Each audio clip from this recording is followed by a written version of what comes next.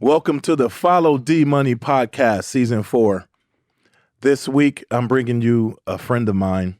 I've known this gentleman, 10. I can't do math. Yeah. A while.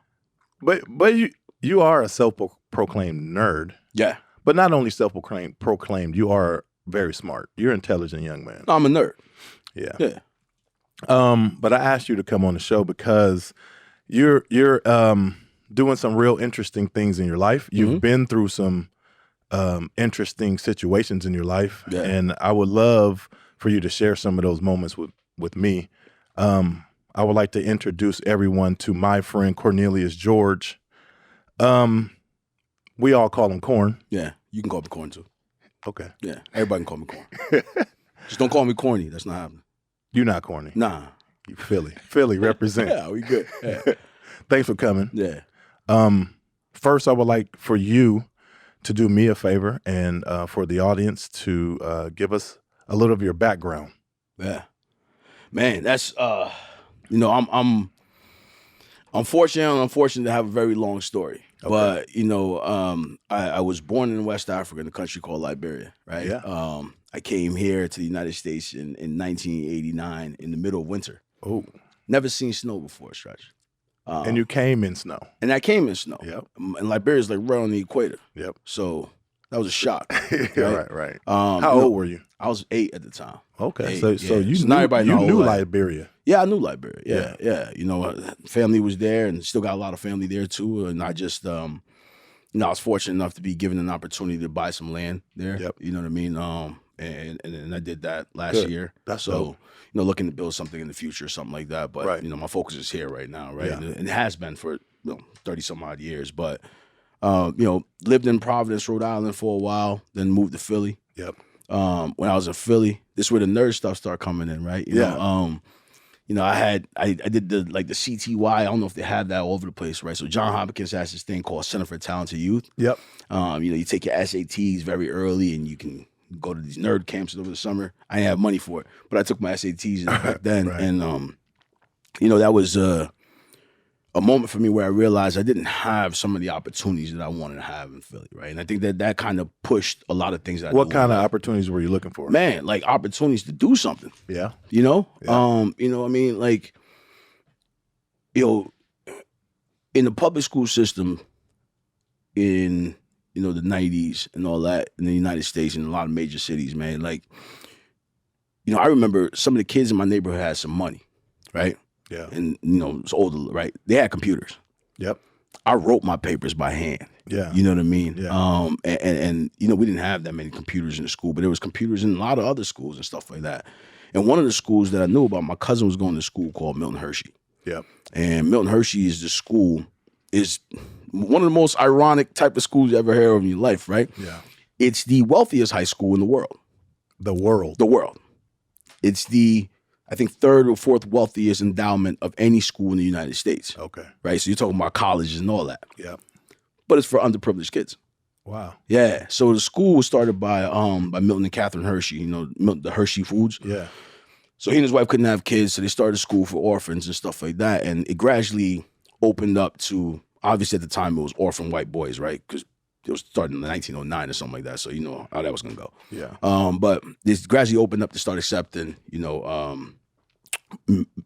different races, then women and all that. So it's just everyone now, right? Right. And you didn't have to be an orphan anymore. You just had to come from an underprivileged situation. Yeah. And, man, I was excited about that school. My cousin went there. So Okay. I knew what was possible. You know what I'm saying? Yeah. I knew what they had, you know what I mean? But Yeah. I'm over here and I didn't have none of that. And so, when I given the opportunity to go there in 8th grade, I jumped on that thing real fast and I never looked back, man. Right. I never looked back. I just saw it as an opportunity and everything that I did there was just an opportunity. So, played football, wrestled, Yep.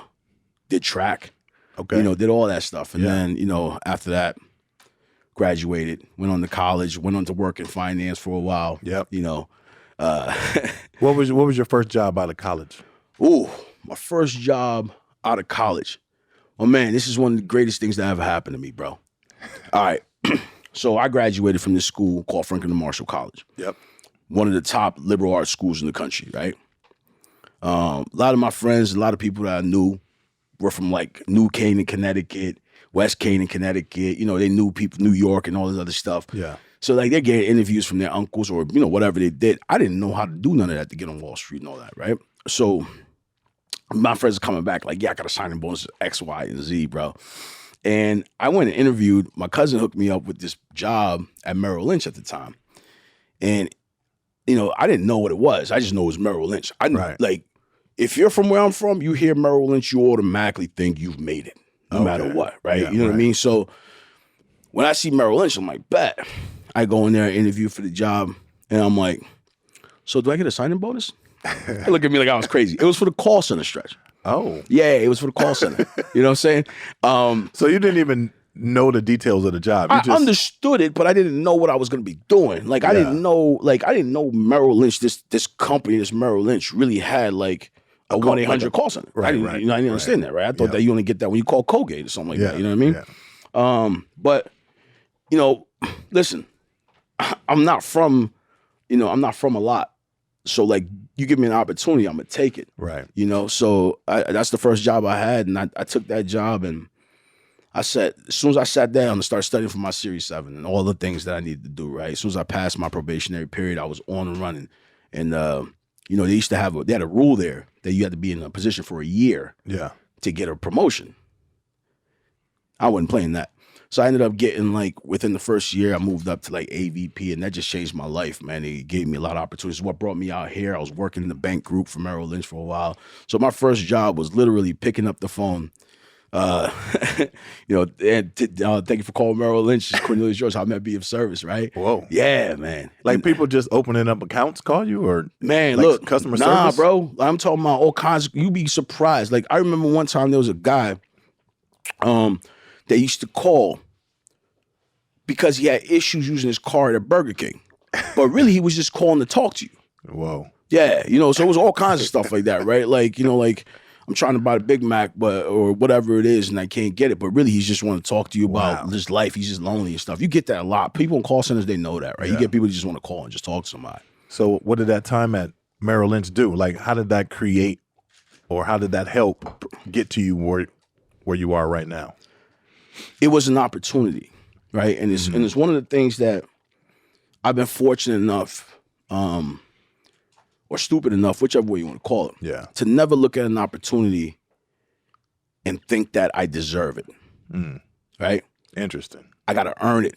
Right. Like, I got to earn it after the fact. You know what I mean? Yeah. Like, so you get an opportunity. Most people get an opportunity like, yeah, this is my opportunity. And it's like they're happy for the opportunity. Yeah. But getting the opportunity itself for me was like, now I got to show whoever or however I got this opportunity, or the universe, or whatever you want to call it, that I deserved it. Right. And the only way of showing that is making the best of it. Right. And so, you know, I took that up every step I got. I took opportunities and just ran with it. I had a boss.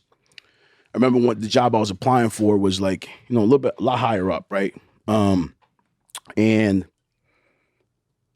when I went to apply for it, my boss in my other position, was applying for the same job.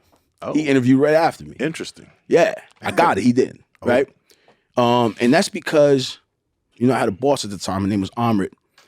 This lady was like, man, I've never met somebody that made me feel like they walked on water more than her. Like, she was just a great leader, man. She knew how to get the best out of you. So, you know, she took an opportunity on me to bring me into this role, shorter than my 1 year period, right? Right. So I took that to mean that I got to show her that she was right. Yeah. And, you know, they used to make a joke like, do you have a cot in the back? Because I would be the first one there, the last one to leave every day, you know? Yeah. So that time at Merrill Lynch really just showed me the value of, you know, putting in the work after you get the opportunity. Right. Yeah. And at what point did you end up in Indy? Because Merrill Lynch wasn't here. Merrill Lynch was here. It was here. Yeah. I didn't work at Merrill Lynch here. Okay. But at the time. So the market's tanking, right? Yep. So this is around what, 2009. Yep. 2009. Okay. Yeah, 2009. My birthday is coming up. It's in July. I'm not going to say exact date, but you know what I mean? It's coming up. And at the time, like, they were laying people off. Yeah. But I was fortunate enough to get offered a promotion. you know, and I had choices of places to go. You know, one of them was San Diego, one of them was like New Jersey, and then Indiana. I ended up picking Indiana. You know, there was this thing that people kept telling me. And they were like, you know, there's no black people in Indiana, right? There's no black people in finance in Indiana. There's no black people in financial services in Indiana. And I'm like, that's why I got to go. Yeah. Right? That's why I got to go. I got to go there and, you know, try to do things differently and try to show that, you know, that we can be here. You know what I mean? Right.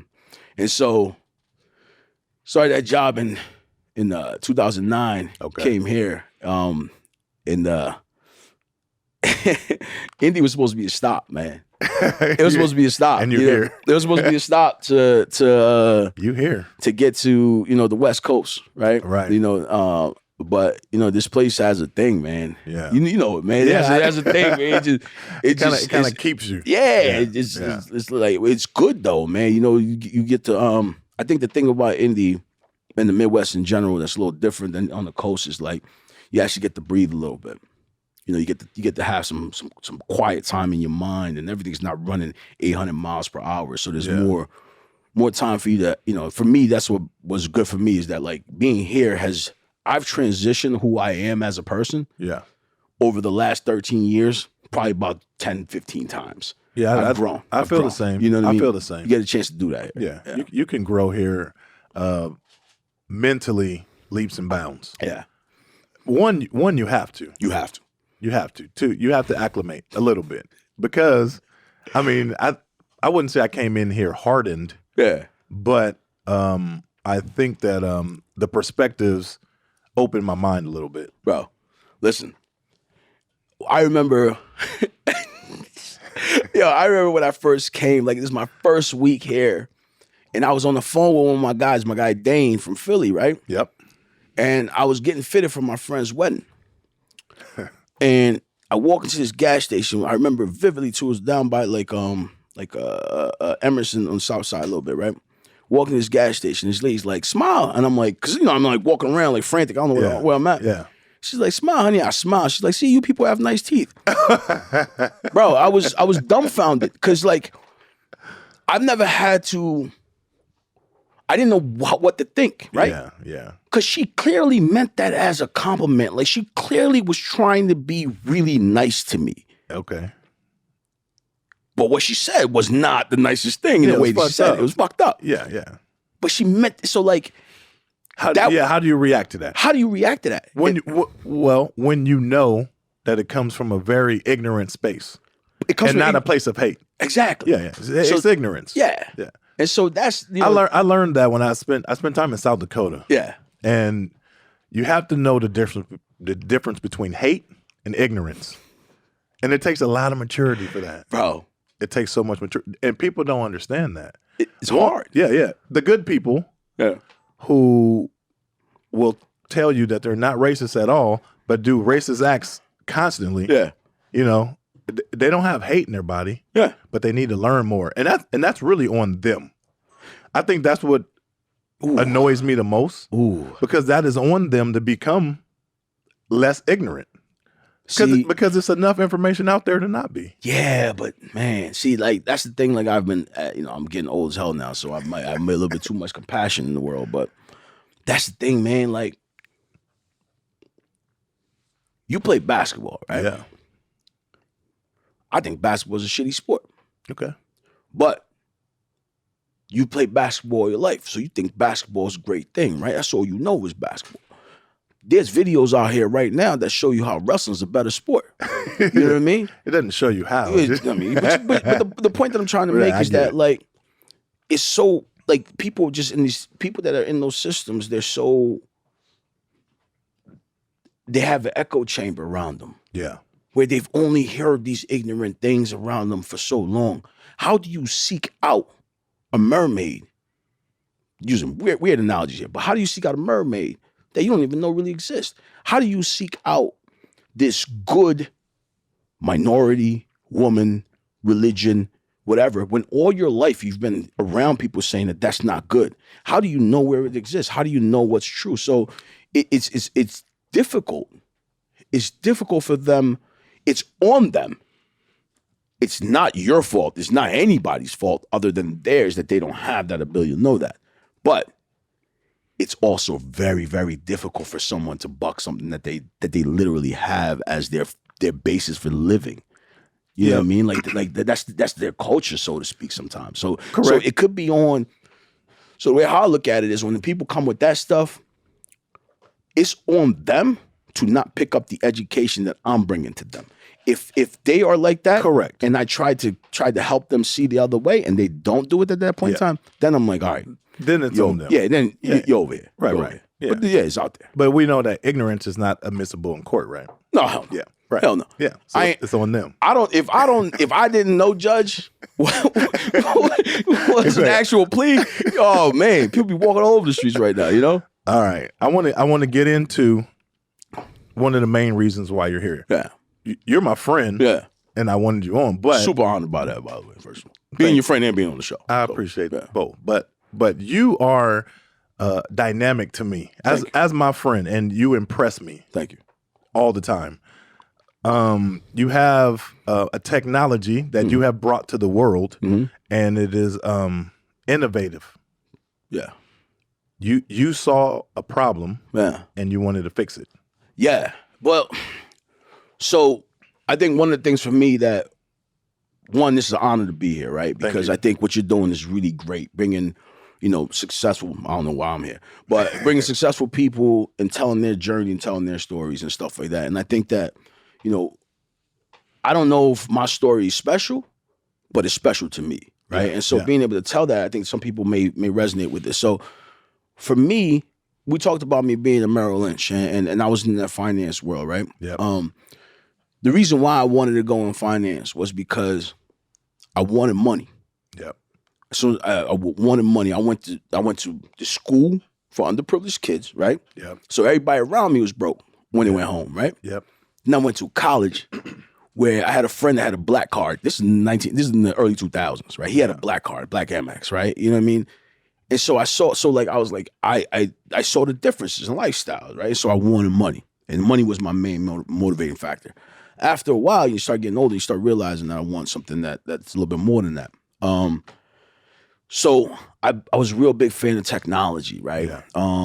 And this is crazy because you were around for this. A lot of people that listen to podcasts probably know this. Like 2 days after I left financial services, right? I quit the job. I'm done.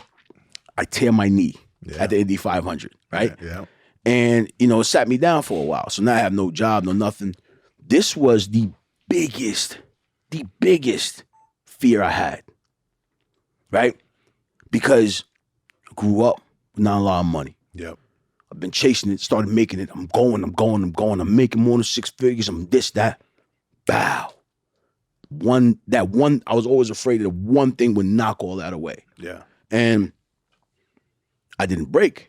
I bend a lot, right? Yeah. But I found my way that I really enjoyed tech, and I really wanted to be in tech because that was what I want. Like why I left financial services for, to get into tech. Yeah. But I didn't know anybody in there, and I had to finagle my way and hustle my way into tech, right? Yeah. I had nobody I knew in tech. Yeah. So what I started doing? Start Ubering. Yeah. I would Uber at Thursdays, specifically around 4:00. I go downtown because that's when all the tech consultants are leaving town. Yeah. Monday mornings, that's when all the tech consultants from Carmel and stuff are leaving out of town. So I started making people. I made some connections there. But when I got into tech, I knew that I wanted to start a company. That's probably why I wanted to get into tech.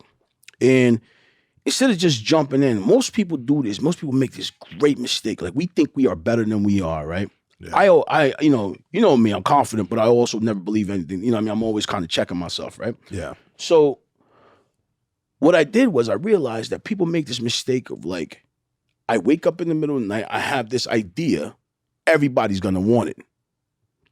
Right. That's not the way, bro. Right. That's not the way. Right. So what I did was I took a year. I'm a nerd. I don't even call it reading and stuff. I call it downloading information. So like I downloaded information from at least 100 books over a year, right? Once I got into tech, right? I started a cybersecurity company called Rook, right? Downloaded all as much tech information as it can, right? Just books, everything on startups and all this other stuff, just to understand more. Started taking coding classes, all these things, so I can know what was possible out there. And I learned about what companies have done to fail. And so I decided to myself, one, when I got into finance or financial services, whatever you want to call them, I did it for money. Yeah.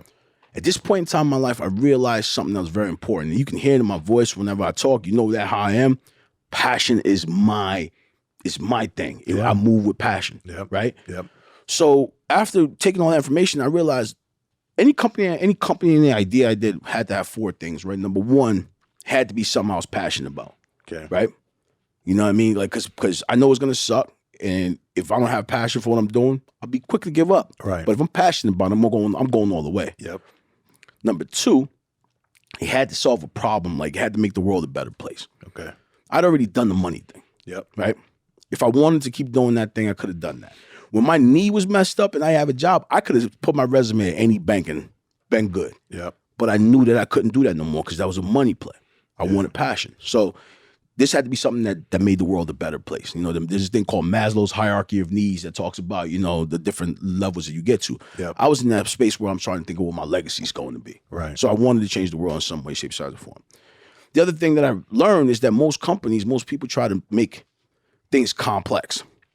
The best companies in the world are the ones that solve a complex problem in a simple way. Yeah. Right? Complex problem. I don't want to carry all these CDs and all this other stuff. Great, we'll make this little thing called MP3 player. Boom. Yeah. Yeah. You know what I mean? Right. So that was the third thing. And the fourth thing is, you know, it's a business and it's a for-profit business. So it had to have, you know, a pathway to profitability. It had to be a way to make money, right? Because it's not a nonprofit. So I took that, just that 4 pillars. So I did the nerd thing, downloaded all of the information, then took the 4 things, right? And spent another year asking everybody I knew. Anyone I met, I meet you at a bar. People get annoyed by me on this one. Right? Like, I mean, I'm talking about my friends. What's a problem you have that you wish somebody would solve? Right. Because what I understood and what I've always understood from sales and everything else is this. The world is about solving problems. The best products in the world, you don't care about the features. I tell this to people all the time because I coach and teach some people on sales and stuff like that. Nobody gives a shit about your features. Yeah. Nobody cares about your features. Everybody cares about their problem and how it's going to be solved, right? So for me, instead of me coming up with an idea and saying that people are going to love this great idea, I went out and tried to find problems that people have and figure out if any of those problems, if solving any of those problems fit my 4 pillar. Right. Right? And so like I would have something that fit too, right? It's something I'm passionate about, but it doesn't make the world a better place, right? Or something like that. So I just kept going. And you know, I was having this is Eagles Bird Gang. Yeah, I'm a huge Eagles fan, right? Man, terrible. It's the greatest team ever. And watching the game with a homicide investigator, buddy of mine, and now, you know, after the game we're talking. He was a Bears fan. Good for him. We won that game. I don't know if you know. Okay. We won the Super Bowl too that year. You did. Yeah, Bird Gang. Yeah, long time ago. Anyway, so after the game, we're talking, and he's talking about some of the issues that happened in Indianapolis, right? And you know, crime is big in this city, bro. Yeah. You know, and one of the things that happens a lot of times is that people don't realize, like, it's not happening in Meridian Hills. Right. It's not happening, you know, in certain places. It's happening where people look like me, people look like you. Yeah. And a lot of it is happening there. The victims of that is happening. And, you know, these guys telling me about some of the stories and like, I'm like, man, like growing up as a nerd in Philly and in Providence. Yeah. I got in fights a lot. Almost got stabbed a couple of times. Almost got shot. Yeah. Right? Yeah. So for the most part, I had a chance of making it out of that, right? Because it was fights. Yeah. In these neighborhoods now, these kids don't shoot. These kids don't fight. They shoot. They shoot. Yeah. So that nerd that's me doesn't have an opportunity to try to make something of himself, to try to do something. So, you know, as I'm hearing these stories and he's telling me stories, I'm like, yo, what's a problem you have that you wish somebody would solve, right? And, you know, he started telling me about how they have these massive amounts of recordings, like jail phone calls, interviews, all these things where, you know, people are, you know, abusing their wives and then threatening them on the phone not to show up, or, you know, committing murders and getting away with it. You know, the murder rate in this country, for example, violent crime in this country, I think it's like, last number I looked at was like I think it was like a 56% arrest rate or something like that. This is the arrest rate for violent crimes. Arrest rate. Wow. Right? Think about that for a second. Arrest rate. Yeah, that's pretty low. That doesn't even count. Like that arrest rate is about like, if the murder happened. Yeah. And through that investigation of the murder, they find, you with some weed on you and the weed's legal. That's an arrest. Yeah. That leads to an arrest. Right. But it's not an arrest for the crime itself, right? Right. So I start hearing about all these things that are happening and like how difficult it is. And now you have this new thing in our communities where it's like no snitching, right? Yeah, so nobody's talking. That's not a new thing, though. I mean, but it's getting, so back in the day, like, and I don't know how things were where you were, but, back in the day growing up, like, like I remember an episode of Rock, right? I don't know if you remember the show Rock, right? Oh, yeah, yeah. Where the gangsters were there and he was like, I'll call the police on you. And people knew he's a civilian. We'll leave him alone. Right. It's not that way anymore. Right. You know what I mean? Civilians can't even tell the police, right? Right. And so that's the trouble. So these cops are out here trying to help and trying to do some things. And we'll get on now the subject in a little bit as well, because we talked about that before. But, and this is a way of helping solve some of these crimes, right? And bring justice to the families that look like that. So what I looked at is, all right, he needs help. He can't go through these files because they have 500, 600, hours of recording at a time and stuff. So I was like, wait, you guys can't search through that? Yeah. There's no way of you guys using AI or something. And not because I downloaded all the information. I knew where NLP and those types of things were. So I knew it was capable. Went out and realized nobody had tried to solve this problem for him. And when I saw nobody had tried to solve this problem, it's passion. It's something I'm passionate about, right? Making the world a better place for children, for everybody, right? Right. Obviously, it's going to make the world better, right? Solve a very complex problem. How do we get all this information out of thousands of hours of audio and video files very quickly in a simple way?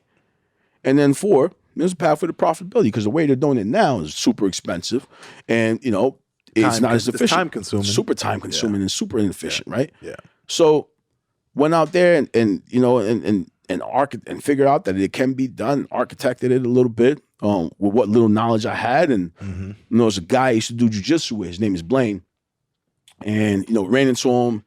He's worked with a couple startups and stuff like that. This guy is, man, bro, let me tell you something right now, right? Whatever business you're doing, if you're going to have partners, find you great ones. Find you ones that make you look like an idiot. Yeah. Right? That's the smartest thing you can do. Yeah. This guy has more degrees than, temperatures on Earth. Type of thing. Like, what I mean? Like, he's super smart guy, and we connected, and I told him about what we were doing. And he thought I was BS, right? Kind of like, that don't make no sense. And then we started meeting with some cops, and he started hearing them talk, and he was just like, oh, it's a real big problem, right?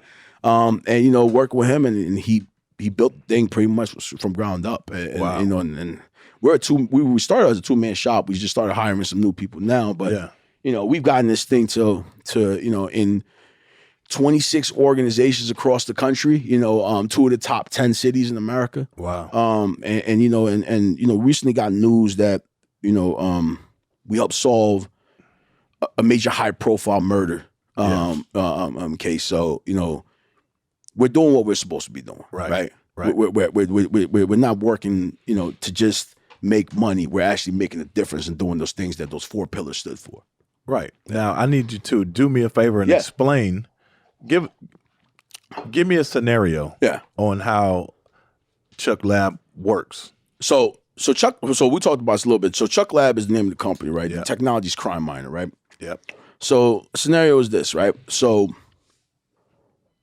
trying to figure out what I can say, right? So for example, like you had a guy that was working with a serial killer type situation, right? Yep. Person's been arrested for potentially being a serial killer. But they had, several hundred hours of video and all this other stuff that they had, right? And you had the jail phone call recordings and you had interviews and all this other stuff, right? Somebody has to make sense of that. Yeah. Or somebody has to just ignore it. You see what I'm saying? Yeah. Because so if you look at it from example, right? Take it back a step. Like in Marion County alone, right? There's, I think it's something like 850 hours of jail phone calls per day. 850 hours. Per day. Oh, wow. Right? Yeah. Per day. Now, vast majority of those, because I choose to believe that people are nice, right? Vast majority of those are people calling their families, talking to their families. You know what I mean? Not everybody that commits a crime is a bad person. Right. Right? But in those calls are people that have abused women, and they're calling them and threatening them, telling them not to show up to court. Yep. There's people that have committed a murder that's calling somebody, telling them to hide the weapon. There's somebody that abused a child, telling people to hide evidence, telling the kid to shut up, and there's all these different types of crime that are happening, that people are being abused, or people are hiding these crimes from these calls. Yep. But it's 850 hours a day. How do you sift through 850 hours a day of phone calls to find those criminal activities in the midst of all of these people talking to their families? Yep. You can't.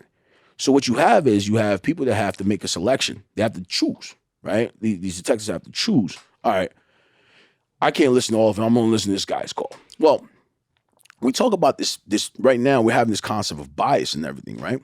And I'm not saying that anybody's being racist, but anytime you have a large data set, and you have to choose a small portion of it, you introduce bias.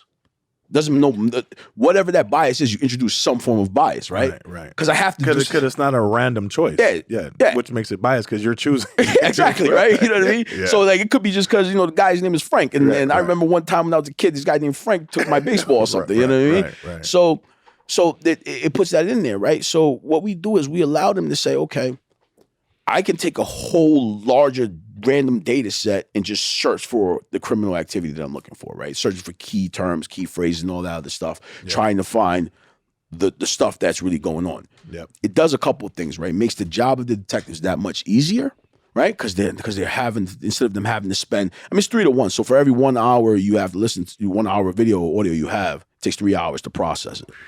So makes it a little easier for them to be able to get those, but also bring some dignity back to those incarcerated, because I'm talking to my mom. I'm crying on the phone to my mom.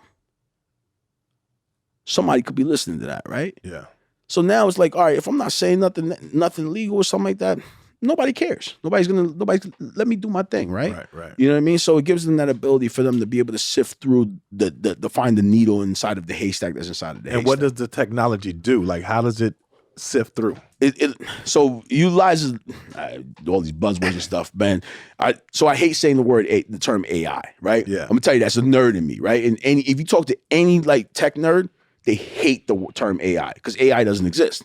Machine learning does, but everyone understands it's AI. So we use AI to process the speech, and then we make it searchable. So they put in all the different terms and things like that they're looking for, and it finds things that are really close to or exactly matching what they're looking for, what the evidence that they're trying to find, and those things. And it also gives them, just having a transcript of all those calls is huge for these folks, right? For the people the prosecutors, the detectives, the other investigators we work with, it's just huge for them, right? So we give them the transcript and all that, and we've processed, we process thousands of hours in a matter of minutes. So instead of so think about it, right? 1,000 hours, if somebody's doing it 3 times, right? So 3,000 hours it would take for them just to listen to that, right? Yep. Within 8 minutes, it tells you exactly where all the dirty dirt's at, gives you the transcript, all that other stuff, and it's all done. Just ready to go. So much time saved. So much time saved.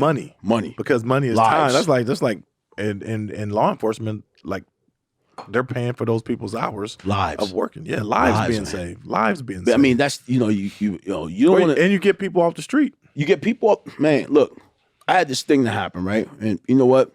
We're boys here. We're all boys here. Whatever. All right. So part of the thing that happens with me is, and you know me, I don't sugarcoat things that much. Yeah. But I believe that you have to have all sides of all the different perspectives, right? Yeah. And I've been reaching out, right? So like Reuters did an article a little while ago about like the federal government, sponsoring some money for law enforcement to start looking at technology like ours and stuff like that, right? And there was some opponents in that article. And I'm like, bet. Because I know where I stand on everything, right? I just believe in common sense type of thing, right? But if somebody doesn't believe in this is the right thing to do, I want to talk to that person. Right. I want that person on my board. Yeah. I want that person to be intimately involved with my company because, in fighting and stuff and them, and I train that, that, right? But it's the punch you don't see. Right. It's the punch you don't see that knocks you out, right? Mm-hmm. So it's the stuff that I don't see, that I don't know, that may be causing the problem that I don't know. So I need to have these people with these opposing point of views. Reached out to this lady from Harvard, and she's like, she went to Harvard, but she's like, something along the lines of, if your technology is going to help anybody go to jail, I don't want no parts of it. Nobody deserves to be in jail. And I'm like, lady, you are privileged. Right. You have had a privileged life. Yeah. I wish I had your life, because I've seen things. Yeah.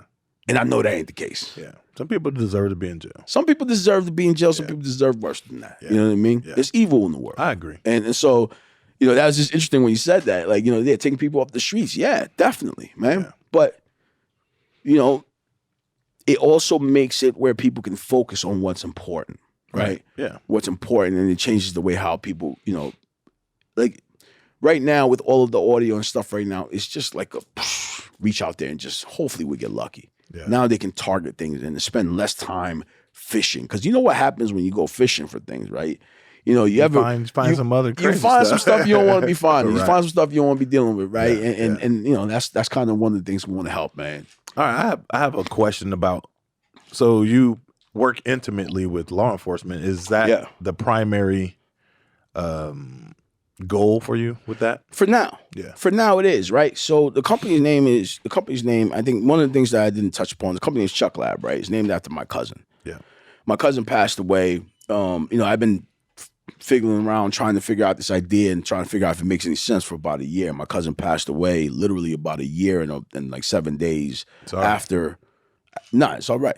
It's all right. Like I'm different with death, right? Yeah. And this is gonna sound crazy, but death to me is an opportunity, right? What are you gonna do? You can either sit down and grieve about things that this person's never gonna come back. There's nothing wrong with grieving, but you can spend your entire life grieving and saying this person's not gonna come back, or you can say, what did they do? And what can I do to continue their legacy? And that's exactly what I did. Yeah. My cousin passed away, and I had this idea, and I was like, you know what? I don't drink anymore, but I'm sitting there drinking a bottle of wine. I'm, living in my sorrows, and I'm like, nah, that's not what he wanted. So I bought the domain that day, and I registered the company. I was like, we're gonna go forward with this thing, right? His name is Charles. Okay. So that's why the company name is Chuqlab. Okay. Yeah. So I don't know what the question you asked, but that was the important part. Well, I just asked how it affected you in law, like your relationship with law enforcement. Yeah. So, it's about my cousin Charles that passed away, right? He was in Liberia. Me and him grew up together. Like there was 3 of us, right? I was born, I'm not gonna say the year, but my one cousin was born in June. Yeah. 1 year. I already said the year 81, whatever. Yeah. My cousin was born in June of 80. I was born in July of 81. My other cousin Charles was born in August of 82. Okay. So it's kind of like we were close. Yeah, we were close, right? Yeah. I came here, he stayed home. Okay. And so while he was in Liberia during the war, there was a war in Liberia. This dude spent while I'm out here, chasing girls and trying to make my name in sports and being this and that and, living up. He's in the war trying to help children across West Africa have a better opportunity. Right. So we linked up when he came in the U.S. in 2008, and he's still been doing that, man. And so for me, like 2020 was a pivotal part for me, bro. Like I almost shut down the company because I'm a walking political statement no matter what I do right now. I'm a black guy that owns a company that works with cops. Right. Walking political statement, right? And so there was so much of me trying to figure out who I was that like, that's where that passion came into it, because the passion and the mission that we're on is what my cousin Charles is about, making the world a safer place for children, right? And, all the things that were happening with the relationship between police and the communities, I realized that where we stood, we're in the middle of all that, right? Not in the middle where everyone's trying to be. Name me, I'll slap them. I don't care what side of the. If you name me a person that says they don't want to make the world a better place for children as a cop or on the other side, they're an idiot. I don't want to talk to you. Right. So what we're trying to do is make the world a better place. So all the politics aside went one way. And that mission is extremely important because as I talk to the officers that I work with and the people that we're trying to do is they're on that same mission too. Yeah. And this is a tool to help them fulfill that mission of making the world a better place so that children can have an opportunity of doing something. Yep. And the other thing that we're doing is, as we start getting profitable, we're taking some of the profits and bringing that back to the neighborhoods, right? Okay. We're investing. We've already done that already, even though we're not making money. So I put some of that money from my own money in there. Yeah. But we do that where as soon as we start making real money, we'll start making an impact, right? But where we can now, we'll do what we can. And the idea is to put that in the STEM organizations that are in these neighborhoods that are trying to help kids really, truly have an opportunity to really get up out of their situations. And that's dope, man. Yeah. Your passion is always what drew me to you. I don't know, I've known you over 10 years, I think. Yeah. And I mean,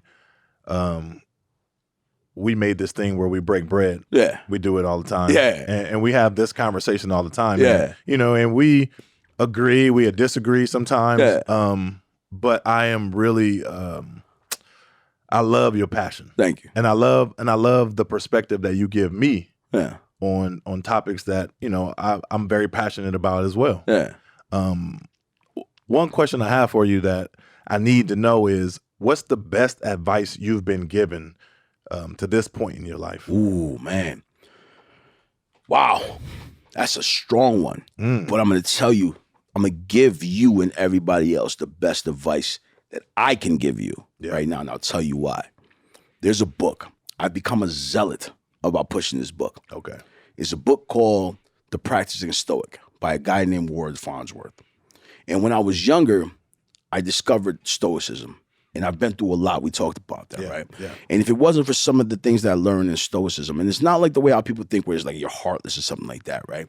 But Stoicism got me through a lot of things where I started to learn, to control what I can control and to be able to release myself from the external things in life. And, I spent, I'm a big believer in mental health. And, I've been going to a therapist for several years, right? You know what I mean? Because there's a lot of trauma there, man. You don't grow up, in the things that I grew up with, not having some traumas, but I didn't really deal with it the right way. But what happened is the last year has been extremely difficult for me, right? For a lot of reasons, business and everything else, right? Not difficult in the sense that, I obviously, because I have the tools to make it through it, right? But it's been tough.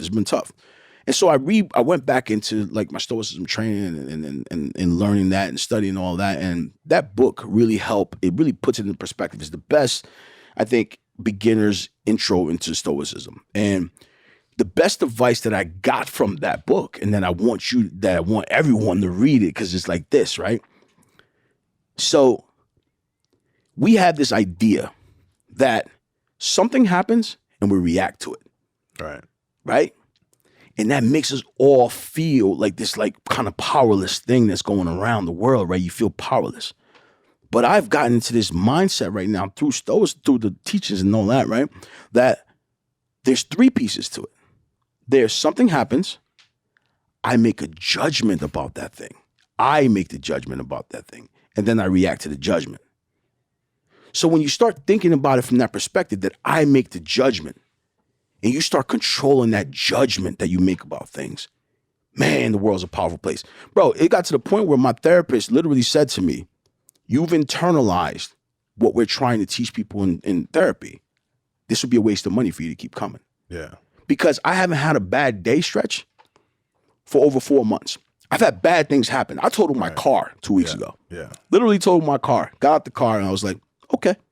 Now, most days when you do something like that, you're like, oh man, this sucks, da-da-da. I pay insurance. Everything's good. I'm not hurt. Why am I feeling that this is the worst thing in the world to me? This is also an old Audi that I have to buy premium gas. If this thing is total, I now can go buy another car. So I looked at it. So that mindset shift, bro, it just changed the whole perspective of negative activity. Not just negative activity, but just activity in general. Period. Yeah, it just gives you so much power the way how you walk the world. So the biggest advice that I got ever that I would give to everyone is read that book, first of all. If it works for you, great. If it doesn't, you're terrible. But if it works for you, great. But the biggest advice that I got from that book is just that I have so much power over my world, right? That nothing good or bad happens to me. It's how I decide to judge whatever happens. And that's the most powerful thing. You decided to not have bad days. I decided to not have bad days. And bad things happen. Stretch. It took me 36 hours over Memorial Day weekend, over the 500 weekend, right? To get back from Carolina Beach, North Carolina to Indianapolis. That ended with me having to take a $200 Uber ride from Louisville Airport. Bro, if I wasn't smiling and laughing the whole time, talking to people in the airport, I remember this one girl was having this terrible time. And like, she was like, "This is my second time flying, first time by myself." And like, I'm like, listen, like, you know, and I call everybody Love. I'm like, Love, not talking to her. And I'm like, really like just calming her down. I'm like, listen, you got to look at it this way.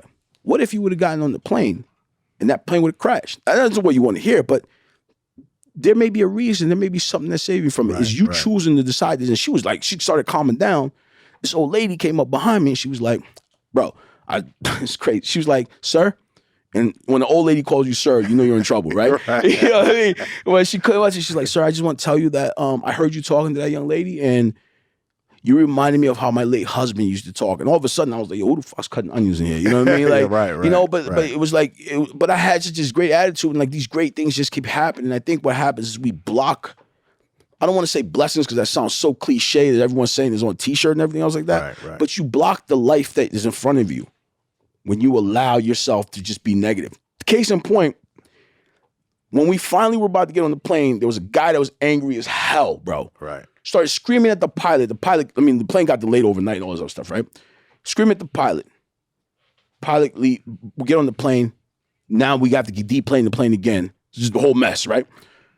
My man says, "Fuck this. I hate American Airlines. I'm so angry, blah, blah, blah, blah." I'm driving the car from Washington, D.C. to Louisville. 9 hours. An hour and a half later, stretch, they had our plane stretch ready to go. Right. My man, because he let himself get angry instead of just accepting this is what it is and like you have no control and like control what you can control, that man drove an extra 7 hours. Crazy. Angry as hell. Probably had his blood pressure all up. Crazy. Because he chose that. That's crazy. I only have 2 more questions for you. One is one I ask everyone. Yeah. How would you define success?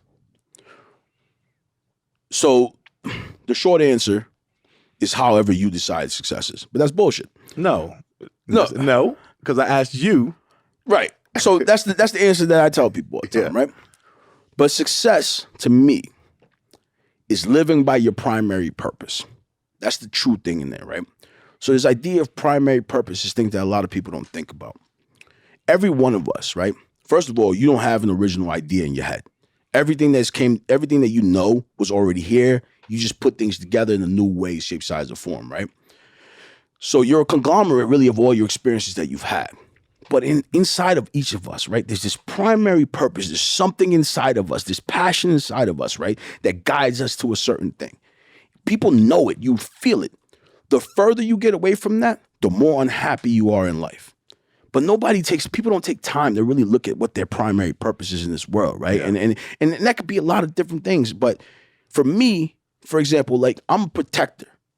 I'm a protector and I'm an educator, right? So, you know, everything that I do in some way, shape, size, or form, the more I'm doing things to make the world a better place or protect people or something like that, the more I feel whole, the more I feel true to who I am, right? So the more you live life in line with that, the happier you're going to be. That is success.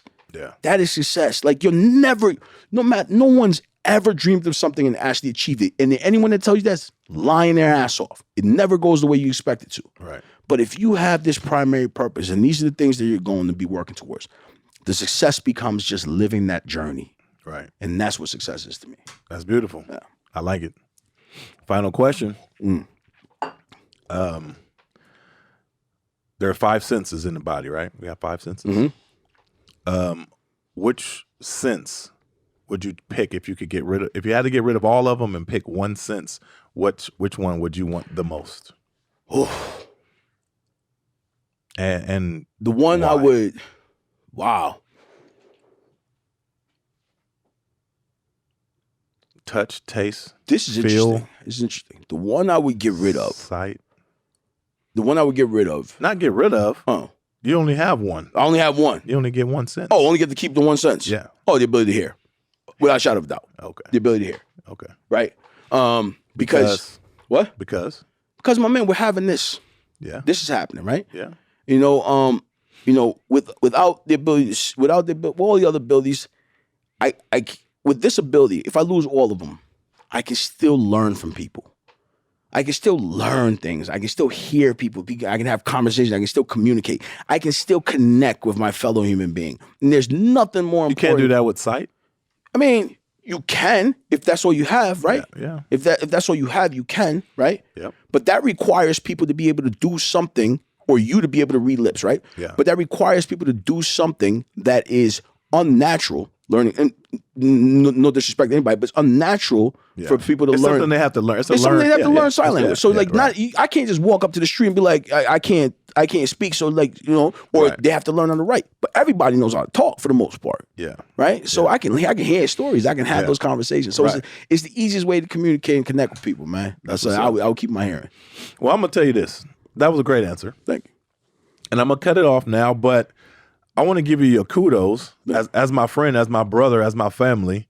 You challenge me all the time. Thank you. You know, you make me want to be a better person, and you do too. This way, you make me want to have a better podcast. You make me want to be a better entrepreneur myself. Yeah. And I've always looked up to you. I appreciate. I don't know. I do tell you that, and I do thank you quite a bit because I want to give you your roses while you're here. Well, listen. First of all, I'm terrible at taking roses, so I'm a little awkward. I give them to you. Yeah, I appreciate that, bro. But listen, you make it easy. Like you make it easy, and like I talk about, right, connecting with people, right? There's people in this world that like have this sense of value for the human man, or the human being, not human man, the human being, and you're one of those people that I've never seen you ever make someone feel unjustly uncomfortable. As a matter of fact, you do a really good job of making people that are on the outside feel like they're welcome in, and that is a fucking amazing quality, bro. I appreciate you for that. Thanks, man. Yeah, I appreciate it. But thank you again. Thank you for coming. Thank you for sharing your story, brother. How can people get a hold of you? How can people help you do what you're doing with your mission and all that? You can reach me on LinkedIn. I don't do many other social media forums, right? You can find me, Cornelius George, on LinkedIn. I don't do Twitter, none of that stuff. If you really want to help me, find me on LinkedIn, connect me with people that are in law enforcement that can help me understand more about the problem, because we're consistently trying to understand the problem better and make sure that we're doing something that's going to benefit the world. Yep. And also, if you know somebody that hates what I'm doing, right, connect me with them too, because I want to know why. Now, if this just because it's just some stupid, frivolous reason, then all right, cool, whatever. But if somebody has a real legitimate reason, again, I want to see the punches that I don't see. You want coming. that challenge. I want the punches. That's what's up. I want to thank everybody for listening. Catch us next week. Follow D Money Podcast Season 4 is on a roll. Peace.